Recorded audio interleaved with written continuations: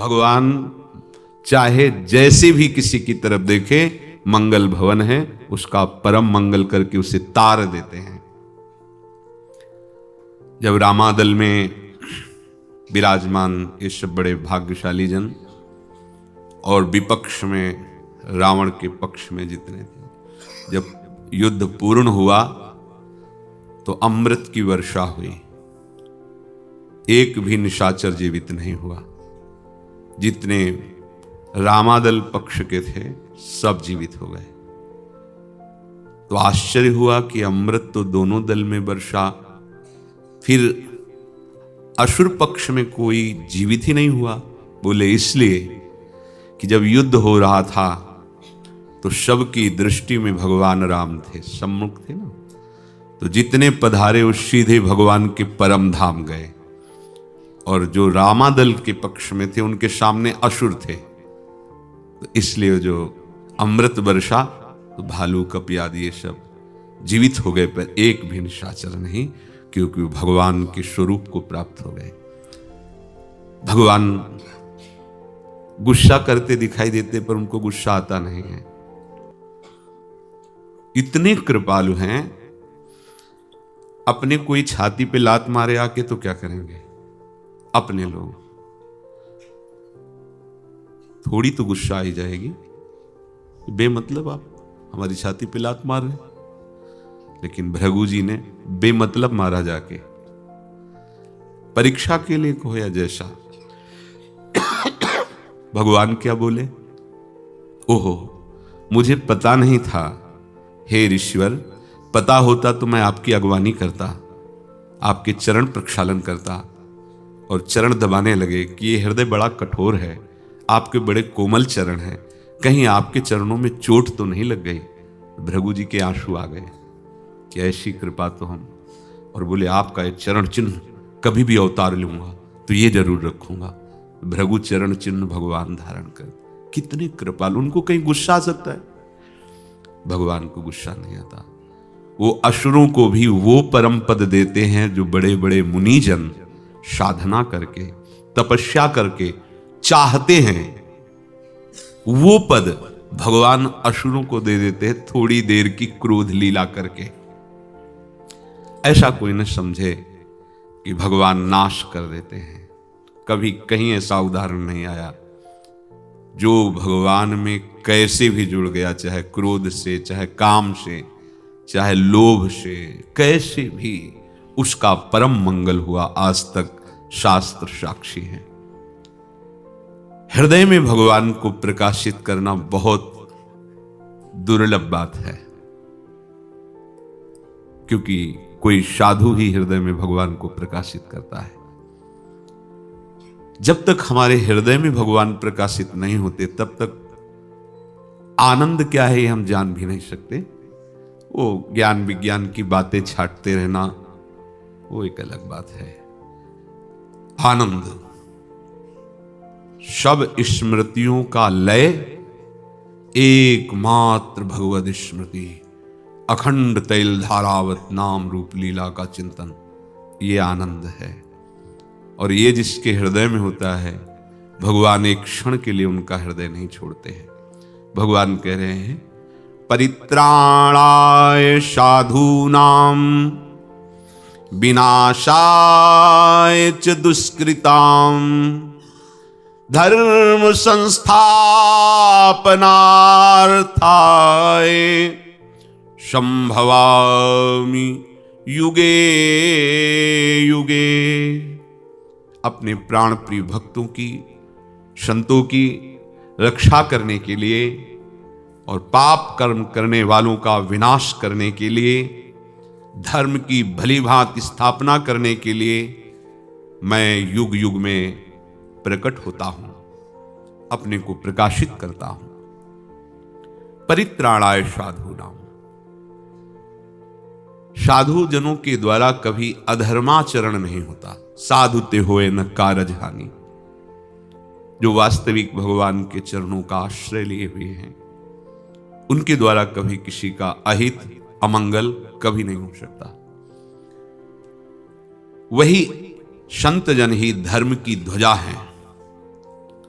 सच्ची मानिए, कलयुग तभी अपना विस्तार कर पाएगा जब संत महात्मा अंतर्धान हो जाएंगे।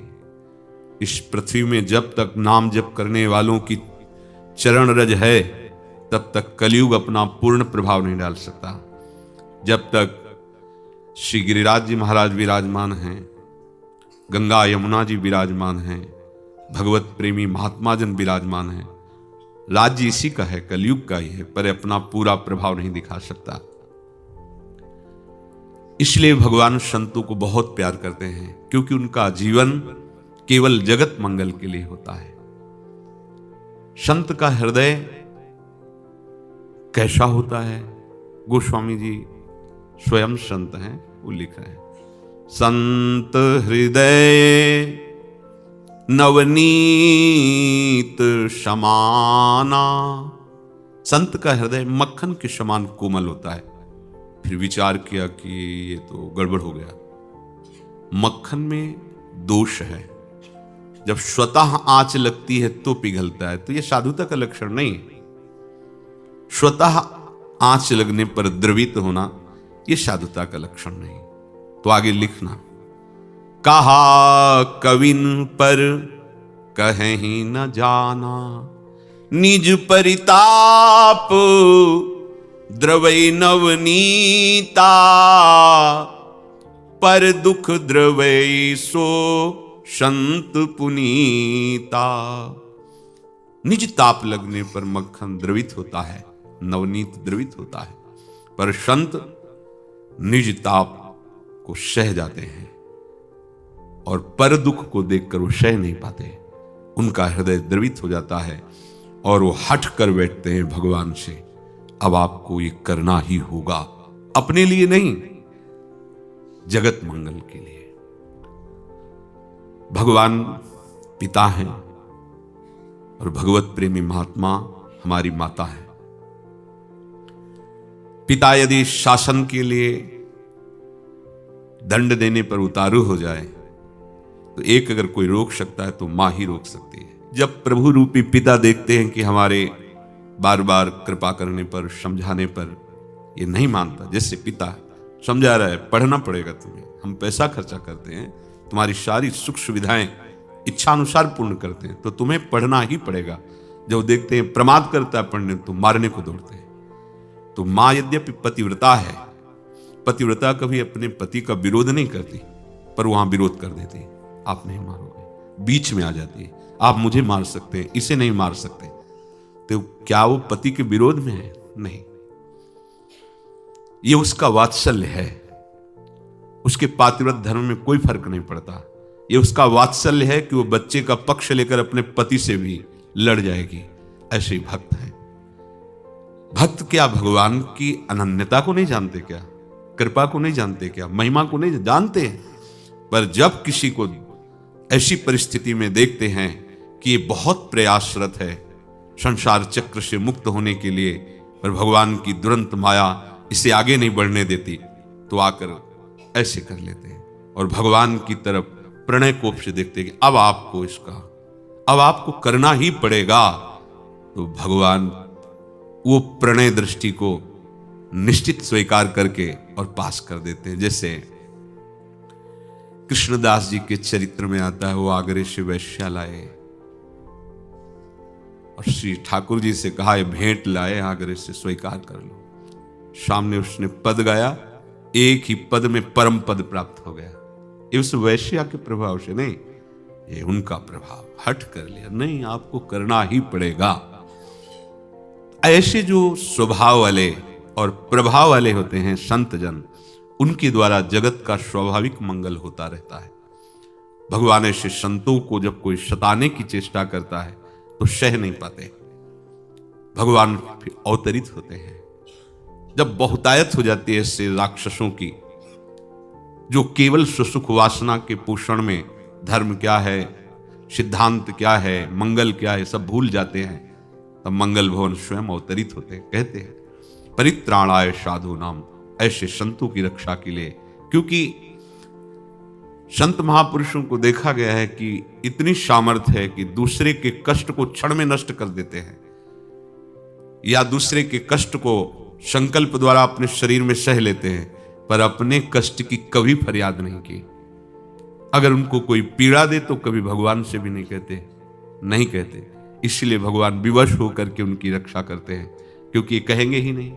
देखो संतों के चरित्र पढ़ के देखो, एक बार भी प्रहलाद जी ने भगवान को यूं पुकारा हो कि नाथ मुझे आग में जलाया जा रहा, बचा लो, एक बार भी शब्द नहीं बोले।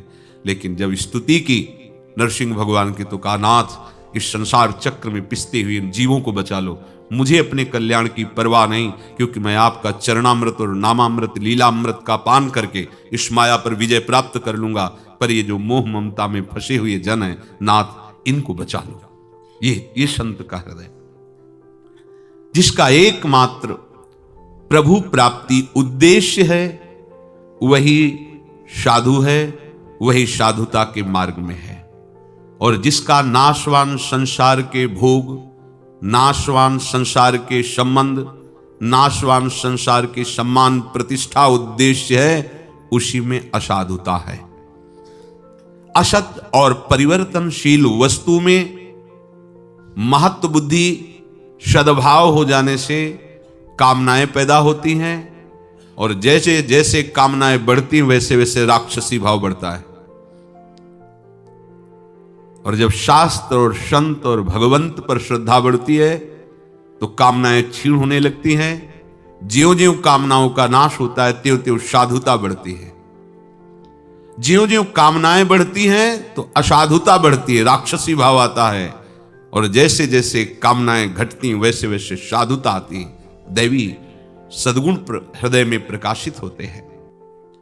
असाधुता का, राक्षसी भाव का मूल हेतु कामना, भोगों की कामना, भोग सामग्रियों का संग्रह सबसे बड़ा दोष ये है।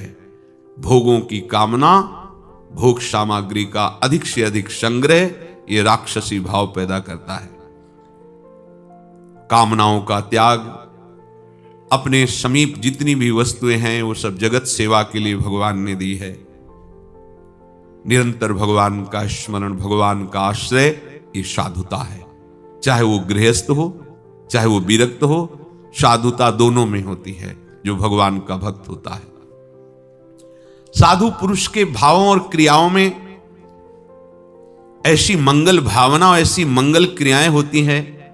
पशु पक्षी वृक्ष पर्वत मनुष्य देवता पितर ऋषि मुनि सबका मंगल करने की सामर्थ्य भगवत भक्त में होती है। जहां नाम कीर्तन हो रहा है, जहां भगवत चर्चा हो रही, भगवत सेवा हो रही, जय जय ध्वनि हो रही, जगत मंगल होता है। देखो यहां मुनि शब्द भी कहा है, ऋषि शब्द भी कहा है, इन सबका भी मंगल भक्त के द्वारा होता है। कहीं ना कहीं अपना अस्तित्व बनाए रखना, कहीं ना कहीं कोई न कोई सिद्धि की भी चाह होना, ये उस परम वस्तु की प्राप्ति में बाधा ही है। जो भक्त होता है उसको केवल एक ही बात समझ में आती है, अपने प्रभु के चरणों में प्रेम, बस दूसरी बात नहीं। इसीलिए गोस्वामी जी कह रहे हैं, जोग कुजोग ज्ञान अज्ञानू जहां नहीं राम प्रेम प्रधानु। अगर प्रेम की प्रधानता नहीं तो योग जोग नहीं है, कुजोग है। वो ज्ञान ज्ञान नहीं, वो अज्ञान है। सो शब धर्म करम जरि जाऊ जहां न राम पद पंकज भाऊ। अपने आराध्य देव के चरणों में भाव भरा प्रेम नहीं तो सब कर्म धर्म किस काम के। तो हेतु रहित जग जुगु उपकारी, तुम और तुम्हार सेवक असुरारी। भगवान और भगवान के भक्त में कहीं हेतु नहीं होता कि किस कारण से हम पर। इसीलिए अज्ञानी जीव धोखा खा जाते हैं। जब भक्त उनको दुलार करते हैं, प्यार करते हैं, कृपा करते हैं, तो उनको लगता है मेरे में कुछ है, मेरे में ऐसा कुछ है जिसके कारण ये हमें प्यार कर रहे हैं, इनको मेरी आवश्यकता है। नहीं नहीं नहीं, उनका स्वभाव ही है। थोड़ी भी कोई श्रद्धा प्रकट कर दे तो उसे भगवान दे देना, ये भक्तों का स्वभाव है। पर इस स्वभाव को वही जान सकता है जो अहंकार रहित होकर उनके चरणों का अनन्य हो चुका है। यदि लोग उनके मन के भाव को जान जाएं तो चरणों के सिवा वो दूर रह ही नहीं सकते। कि इतनी हम पर अहेतु की कृपा। पर सत्य बात, आपको कह रहे हैं कि ये अहंकार इस बात को नहीं स्वीकार कर पाता कि ये हम पर अहेतुकी कृपा करते हैं। उसको लगता है कुछ तो मेरे में है ना। जब वो बार बार उनको समझाते हैं, आप ऐसे चलिए, आप ऐसे, दुलार करते, उसको लगा मैं कुछ तो हूं। ये देहाभिमान उस बात को समझने नहीं देता। अगर समझ जाए तो चरण दासता हृदय में अखंड जागृत हो जाए, क्योंकि ऐसा प्यार करने वाला कोई त्रिभुवन में नहीं है। शरीर का पोषण, शरीर की भोग सामग्री, शरीर की मान प्रतिष्ठा, ये मायाकृत तो आपको मिल सकता है जगत में, लेकिन इनसे हटा के सच्चिदानंद अविनाशी प्रेम ये केवल भक्तों की कृपा से प्राप्त होता है। भगवान साधु पुरुषों की रक्षा करने के लिए आते हैं। साधु पुरुषों को जब ये दिखाई देता है कि अब मेरे बस की बात नहीं रह गई, रोग इतना बढ़ गया है, जब हमारे संभलने को, तो बड़ी जगह ट्रांसफर कर दिया जाता है कि अब हमारे अस्पताल में तुम्हारी दवाई नहीं हो सकती, क्योंकि अब ऑपरेशन ही होगा सीधे, अब दवाओं से दबने वाला नहीं। तो फिर परम वैद्य भगवान का सब मिलकर चिंतन करते हैं, पुकारते हैं, भगवान पधारते हैं, फिर सुदर्शन चक्र आदि से ऑपरेशन करते हैं, अपने दिव्यास्त्रों से ऑपरेशन करते हैं, उसे परम पद पहुंचा देते हैं। भक्तों में सांसारिक पदार्थों का महत्व, सांसारिक पदार्थों की प्राप्ति का उद्देश्य होता ही नहीं है। बहुत ध्यान से सुनिए, भक्तों में सांसारिक पदार्थों का महत्व, सांसारिक पदार्थों का उद्देश्य होता ही नहीं है। भक्तजन बड़ी से बड़ी प्रतिकूलता, बड़े से बड़े अपमान और दुख को विशेष प्रसन्नता पूर्वक सहन करते हैं, विशेष प्रसन्नता पूर्वक। हरि की विशेष कृपा है ऐसा मानकर। सच्ची मानना अनुकूलता ऐसा विष है जो भगवान से विमुख कर देती है।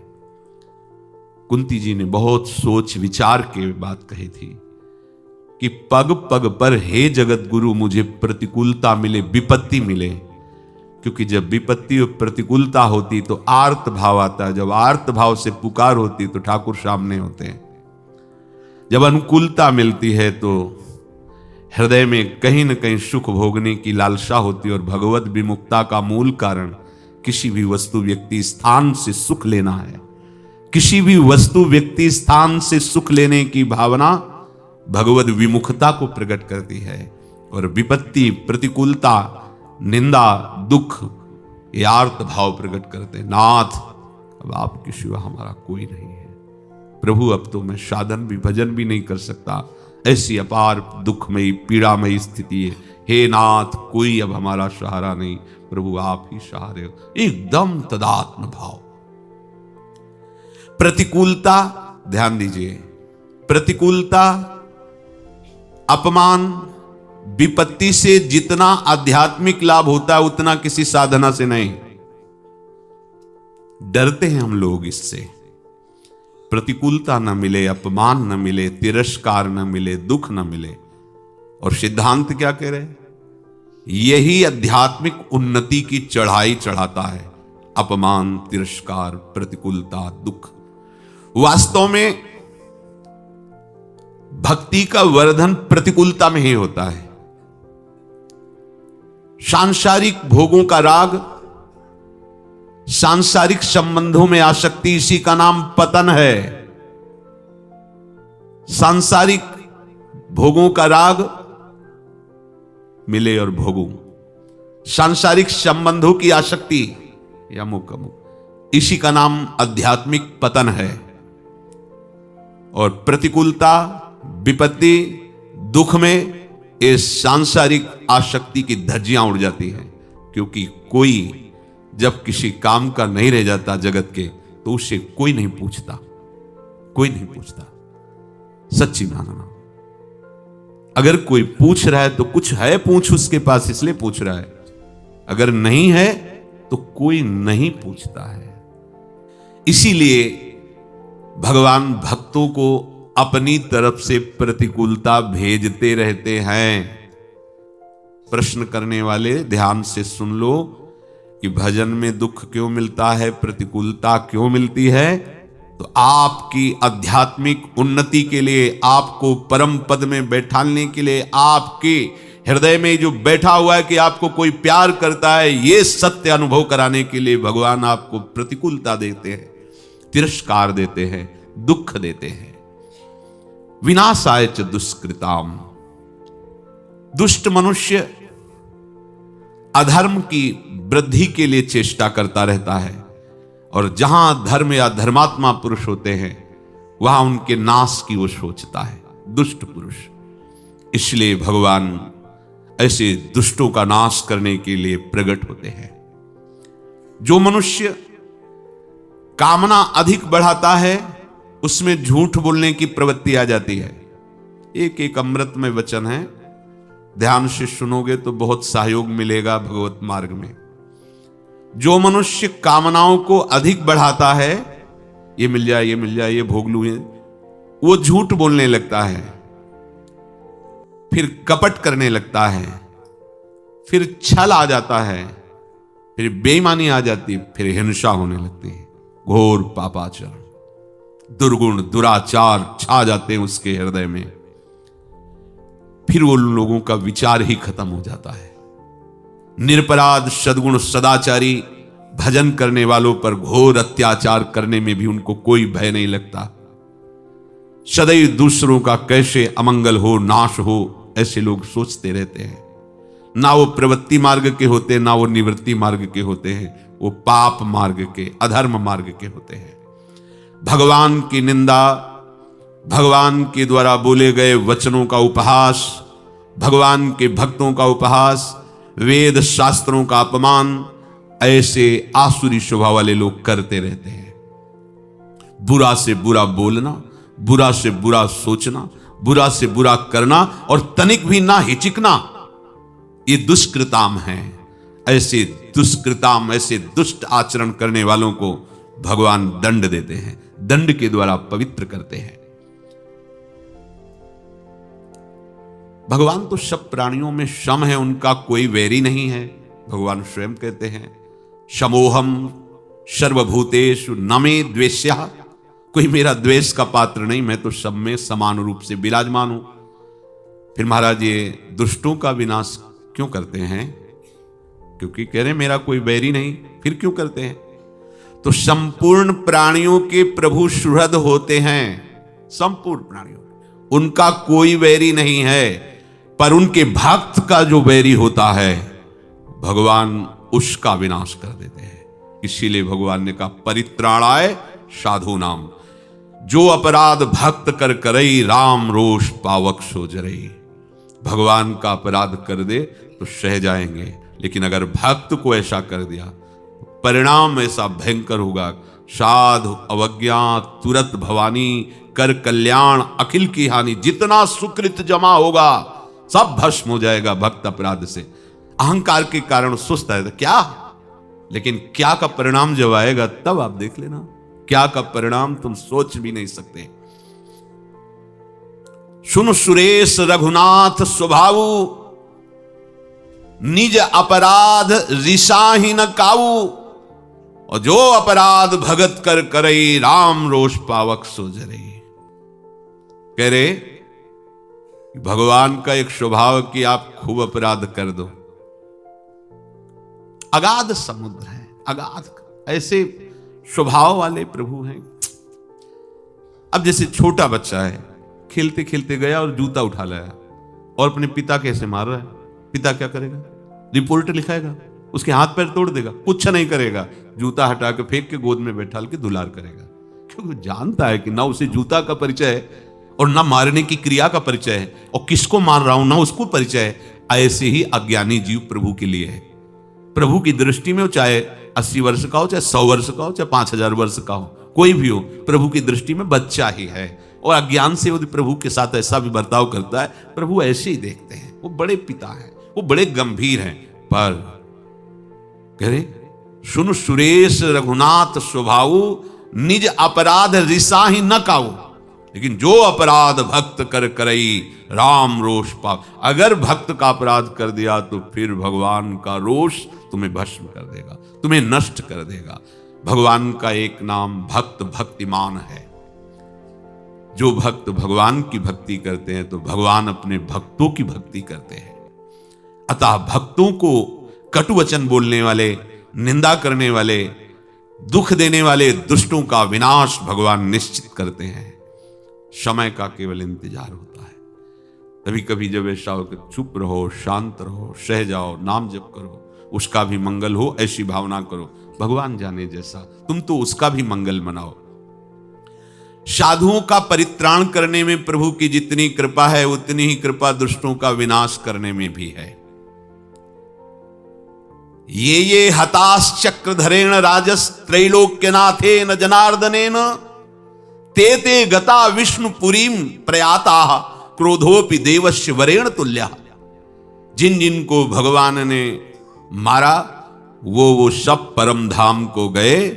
बोले परम देव श्री हरि का मारना भी वरदान है, वरदान है। परम धाम प्रदान करते हैं जो साधुओं को, वही दुष्टों को। साधुओं को दुलार करके और दुष्टों पर वार करके भगवान वही परम पद प्रदान करते हैं। हाँ, संत महात्मा भगवान की भक्ति, भगवान का नाम, भगवान के गुण, भगवान के सिद्धांतों की स्थापना करते हैं और दुष्टजन उनका विनाश करने की सोचते हैं। दुष्टों का विनाश करने का कार्य फिर भगवान अपने हाथ में ले लेते हैं। दुष्टजन साधु के द्वारा स्थापित भक्ति, नाम कीर्तन, गुण कीर्तन, सिद्धांत स्थापना, इसका विरोध करते, इसका विनाश करते, तो उनके विनाश का कार्य भगवान अपने हाथ में ले लेते हैं। तुम भजन करो, हम देख लेंगे। भगवान उन दुष्टों को भी दंड से शुद्ध और पवित्र बनाकर अपना स्वरूप प्रदान करते हैं। आहा, भगवान किसी भी जीव के साथ द्वेष, वैर, विरोध ये किंचन मात्र नहीं रखते। प्रत्युत समान रीति से सबको सामर्थ्य देते हैं, उनका पोषण करते हैं। इतना ही नहीं, भगवान को जो नहीं मानते, भगवान की निंदा करते हैं, भगवान उनको भी पृथ्वी में रहने के लिए स्थान देते हैं। देखो ना भगवान का प्यार। जैसे महात्मा भूमि पे रह सकता है तो दुष्ट आत्मा भी भूमि पे रहता है। भगवान ऐसा नहीं करते कि वो जहां पैर रखेगा तो धंस जाएगी भूमि और मर जाएगा। भगवान के इस विधान में कहीं पक्षपात नहीं देखोगे। अगर महात्मा का पेट भरने के लिए अन्न देते हैं तो दुष्टों को भी पेट भरने के लिए प्रभु देते हैं। उनकी भी भूख जो वो पाना चाहते हैं मिटाते हैं भगवान। वायु अगर संत महात्माओं को देते हैं तो वायु दुष्टों को भी देते हैं। सूर्य सबको प्रकाश बराबर देता है। जल सबके प्राण पोषण के लिए भगवान बराबर देते हैं, चाहे वो दुष्ट हो चाहे महात्मा हो। ये तो पिता का जैसे पोषण करने का स्वभाव होता है, ऐसा अब उद्दंडता का तुम्हें फल मिलेगा। अब जैसी तुम कर्म की वृत्ति रखोगे उसके अनुसार भगवान का स्वरूप वैसे ही आपके अनुभव में आएगा।